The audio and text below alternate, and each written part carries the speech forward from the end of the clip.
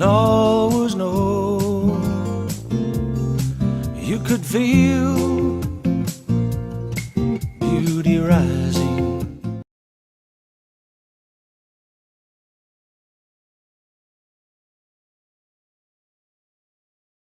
Hi, my name is Sue Skaski with Vermont Volunteer Services for Animals Humane Society, and welcome back to our show For the Animals.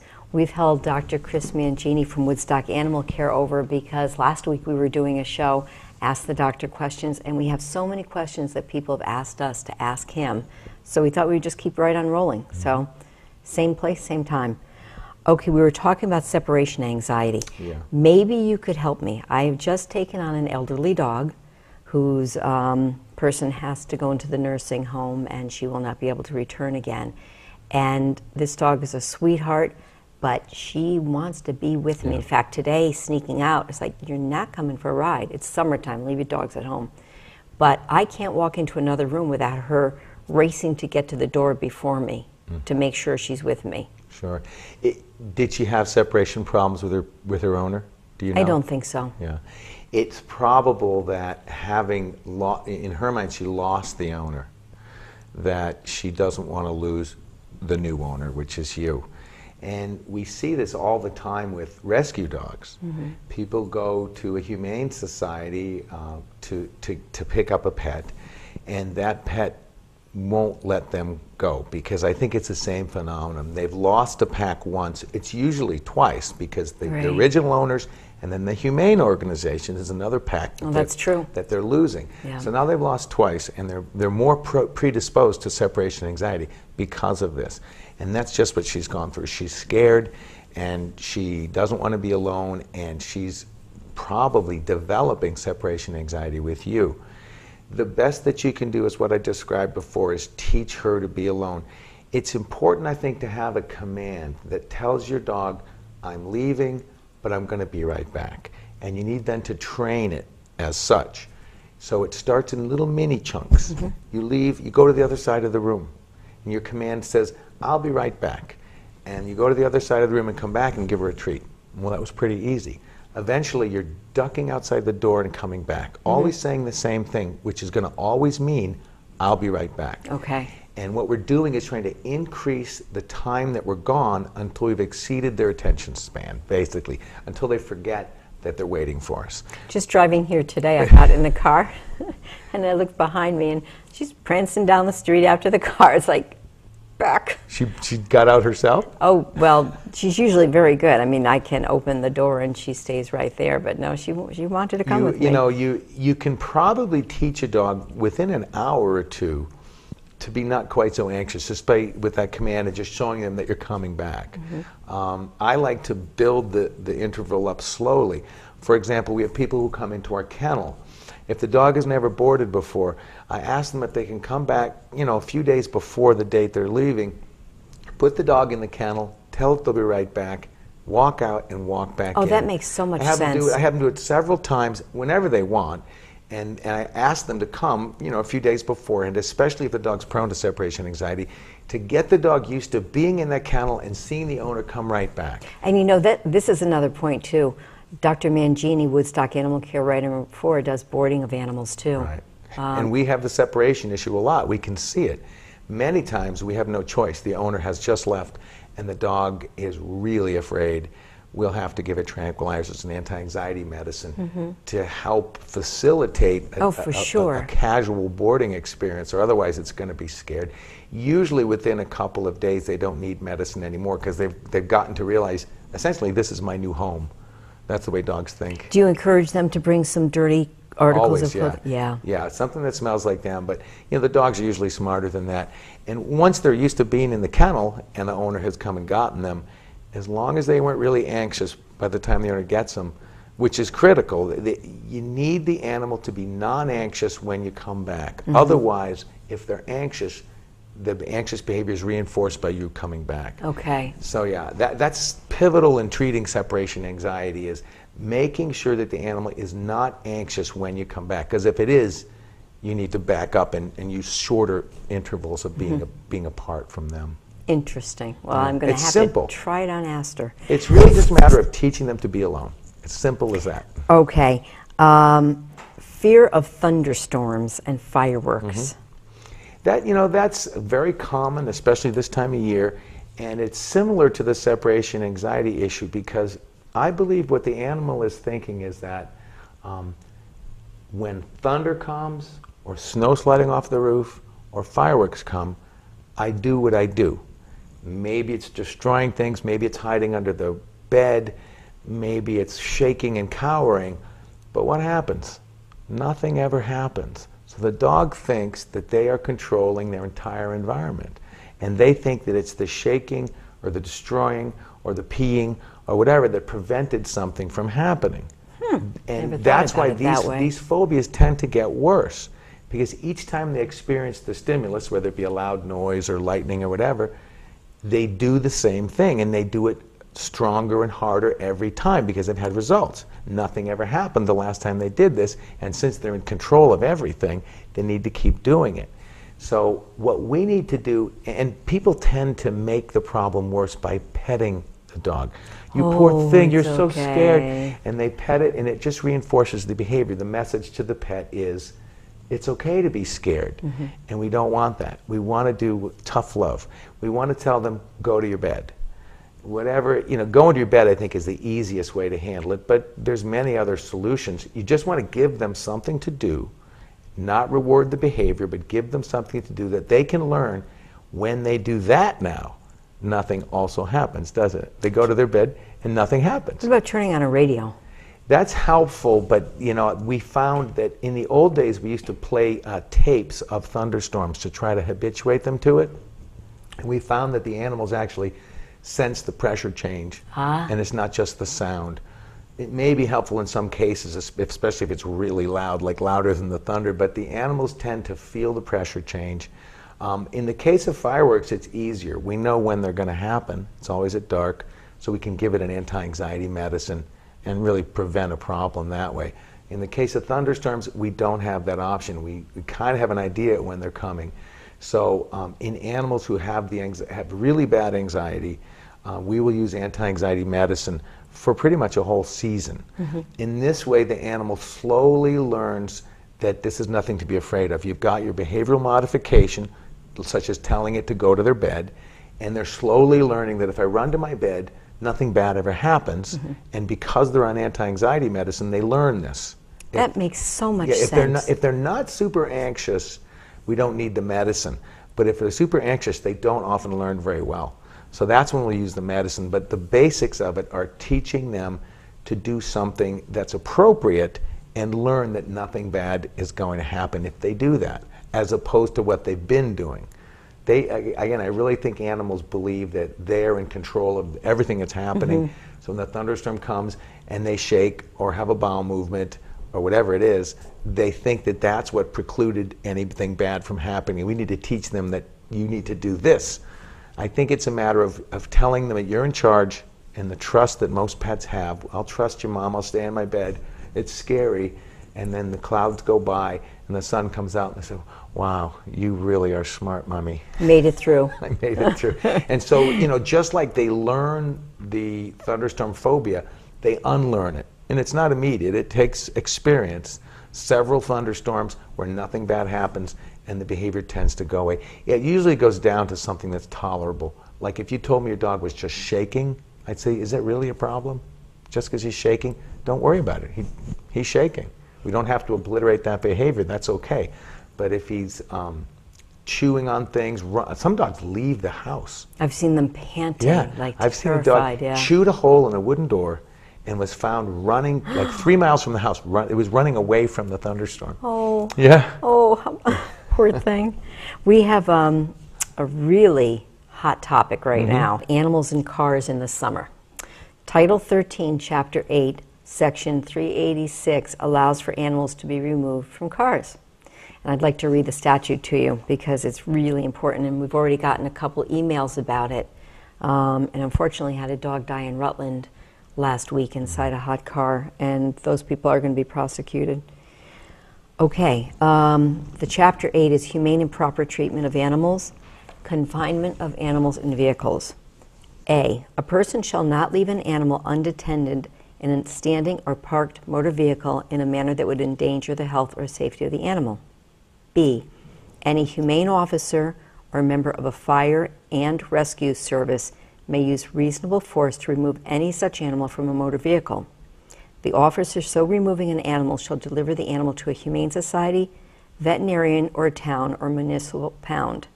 If the owner of the animal cannot be found, the officer shall place a written notice in the vehicle bearing the name of the officer and the department and address where the animal may be claimed. The owner shall be liable for reasonable expenses, and a lien may be placed on the animal for those expenses. The officer may not be held liable for criminal or civil liability for any damage resulting from action taken under subsection A of this section. Failure to comply with the subsection is in violation of subsection of this title. So, very interesting. I think it's great. I was in West Leb the other day on a really hot day, and I got out of my car, and right next to me was a car with a dog barking, and I looked in, there was a cat in the carrier in the front seat and the dog on the seat, and I exaggerate not, the windows were open that much, all four around. And I put my hand in, and I actually have a heat sensor gun that you can buy and just keep in your glove compartment, which unfortunately I didn't have with me at that time, but it was warm. Yeah. And so I went right into, the car was outside the dollar store, I went right in and asked who owned the little black car with the license plate, and somebody said, came walking out, I said, it's my car. And I said, well, you've got animals in there and it's really hot. And he said, no, it isn't, I just came in. I said, it's really hot in there, you need to go out there. Good for you. He said, it's fine. I said, it's not fine. I identified myself, and I said, look, you just don't understand how quickly it can get hot. So he walked out, and I said, please, before you open the door, put your hand in there. Good I for said, you. obviously, you have your animals with you because you love them, and you're just not realizing how quickly danger can happen, because they only sweat, how? Just on their feet. Yeah.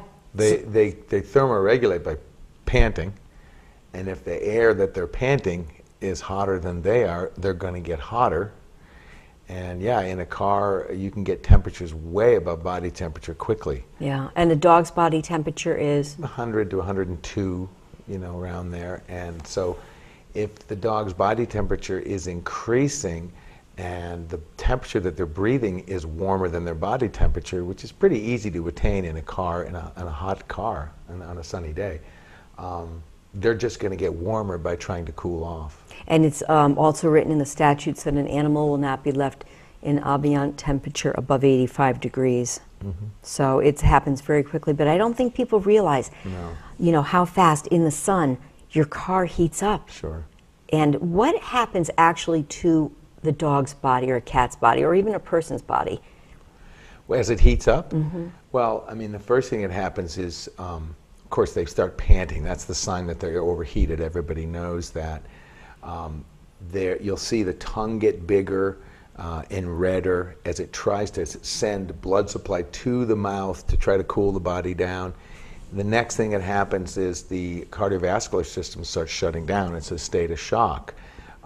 And this becomes an irreversible process, especially as body temperatures get above 106. We can have damage to internal organs and brain after 106. Right. And it's a very dangerous situation that can escalate quickly, as you've seen. So, it's my belief that the animals, of course, shouldn't be left in the car. Well, what do we do when we have to have our animals with us and it's hot out? Well, see if we can bring them into the store, see if we can tie them up in the shade. They're never going to get as hot as in the car if they're tied up in the shade. Send somebody else in, maybe ask the store to get you something. And there's lots of solutions, but leaving them in the car is not an option. Well, we talked too about leaving a dog in a car with the air conditioner on. And a couple of years ago, I had my dog with me in the summer. I was like, uh-oh, I'm stuck. I just had to run into Staples for a minute. I left the air conditioner on and ran in. Honest to God, not 3 minutes later, somebody came in and said, your car is overheating.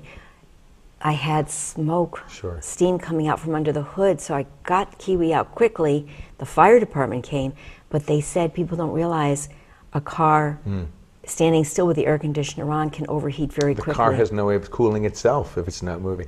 That's been my solution until you told me the story, Sue.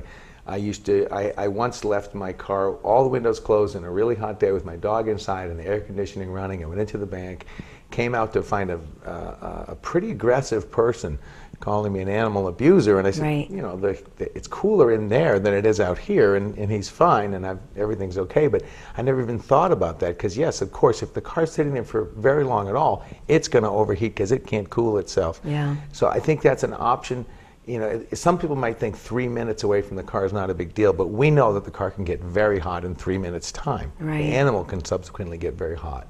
So for very short trips, like I say, go into the bank to pick up some food or something, I think it's okay to roll everything up and leave the AC on as long as you're going to be back within a couple minutes. But as you found, in just a short amount of time, your car bubbled over, and Yeah. I'm sure your pet was fine.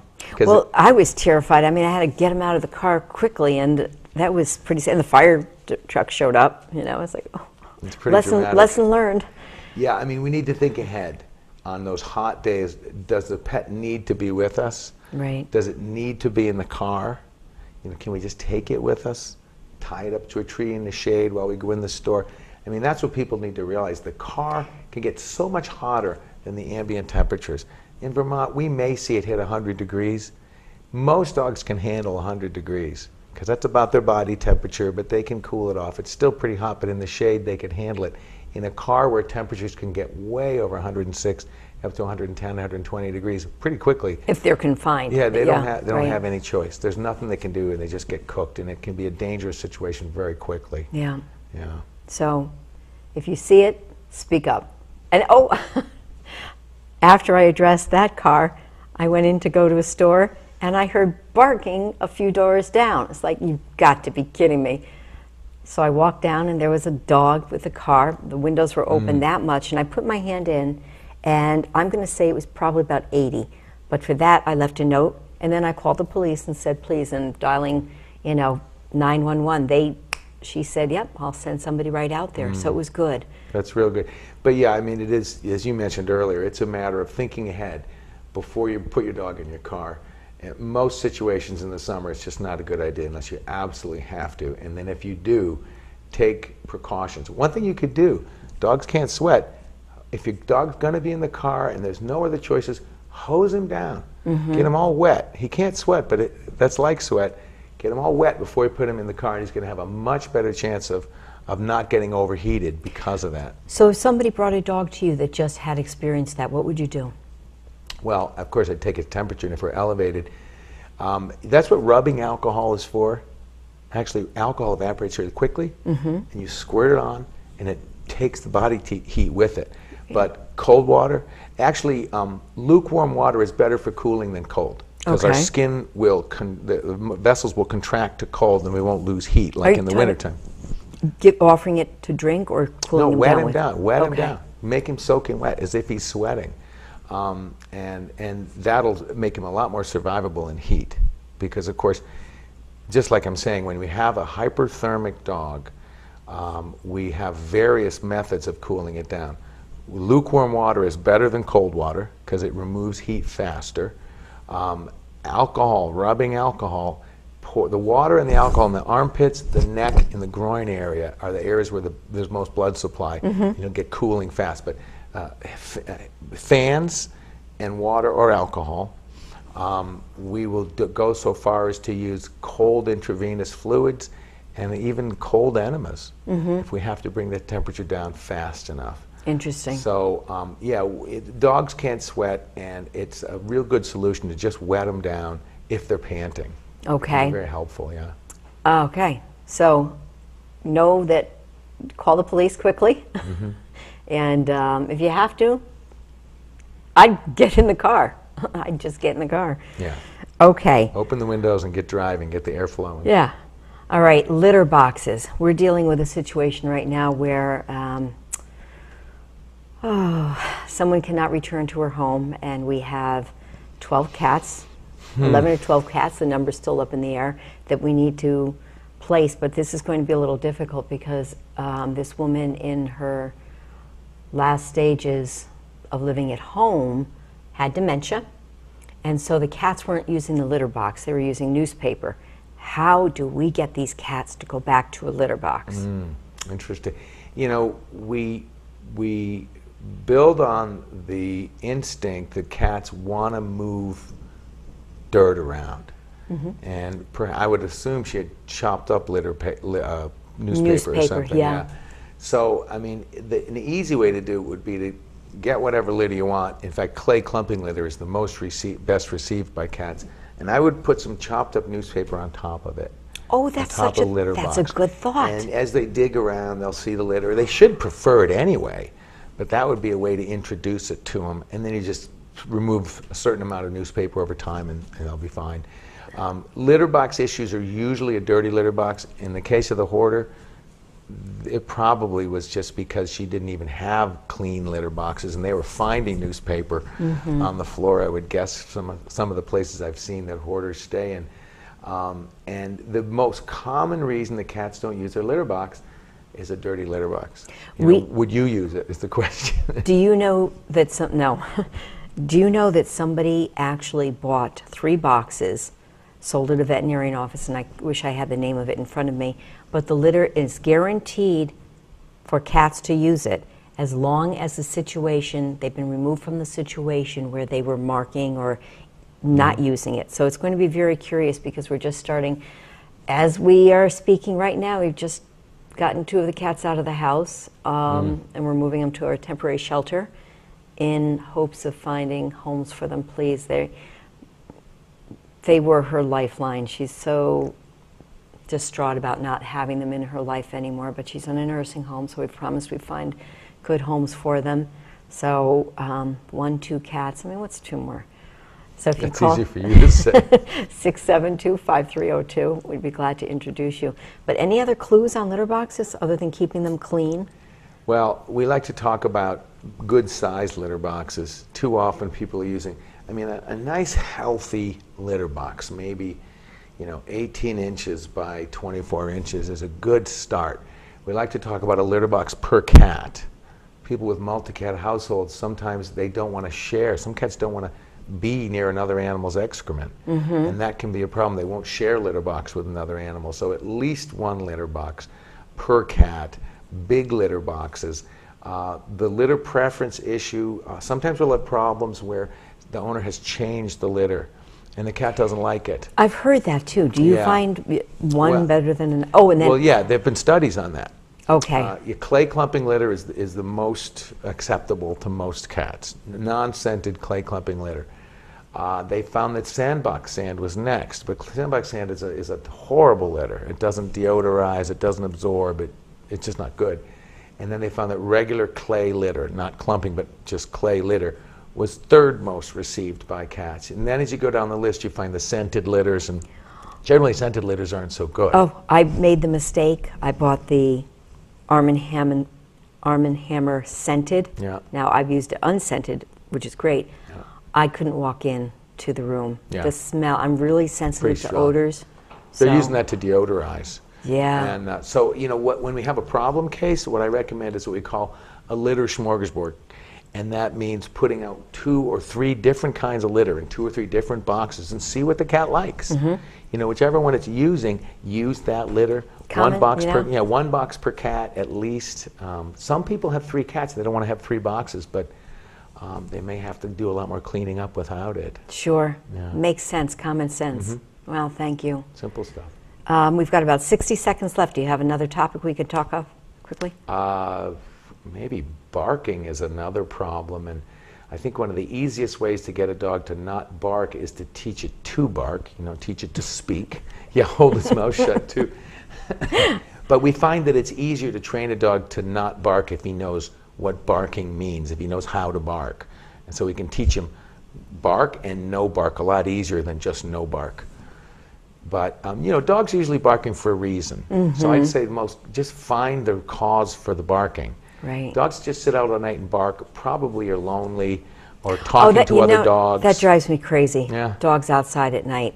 It's like, what do you have, a house plant That's or right. a plant outside? It's a sentient creature. If you have a companion animal, make it your companion. If dogs could talk, right? Yeah, truly. Well, Astor talks to me. She's learning how to speak. She's She a dog? sweetheart.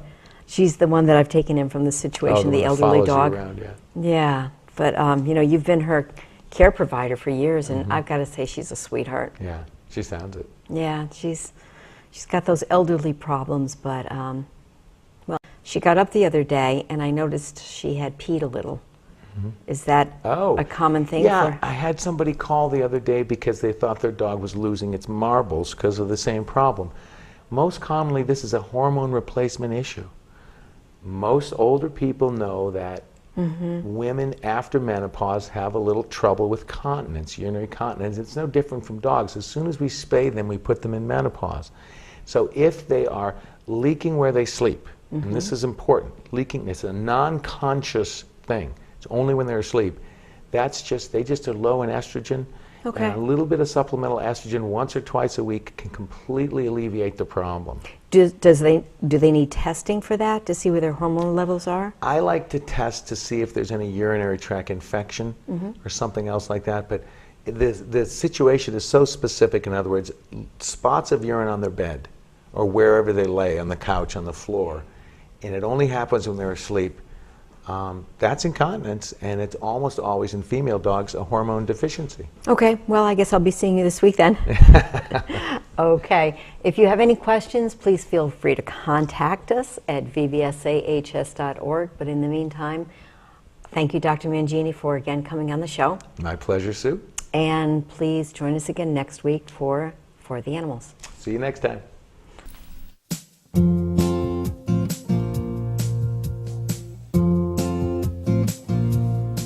At dusk, there came a turning.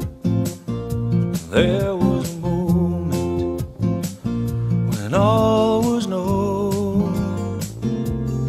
You could feel